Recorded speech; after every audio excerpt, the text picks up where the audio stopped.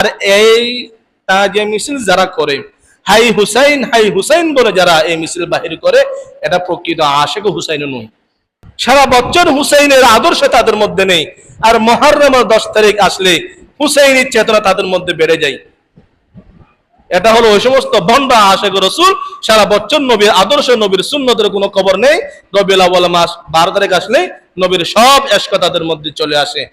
আল্লাহ পাক রব্বুল আলামিন বছরে 365 দিন নবীর আদর্শ, হুসাইনের মহব্বত আমাদের অন্তরে লালন করার তৌফিক দান করুন, আমিন। আল্লাহ যদি বাঁচিয়ে রাখি, ইনশাআল্লাহ আগামী জুমায় সবিস্তার শাহাদাতে কারবালা নিয়ে আলোচনা হবে। সেখানে কারবালার ইতিহাস, ওই ইতিহাস থেকে আমাদের শিক্ষণীয় কি কি আছে, এবং ইয়াজিদ কি নিষ্পাপ নাকি আসলেই দোষী, ইয়াজিদ কি আসলেই দোষী নাকি নিষ্পাপ, এগুলো পয়েন্ট পয়েন্ট করে আপনাদের সামনে ইনশাআল্লাহ উপস্থাপন করা হবে। আল্লাহ পাক রব্বুল আলামিন আমাদেরকে প্রকৃত হুসাইন হওয়ার তৌফিক দান করুন, আমিন।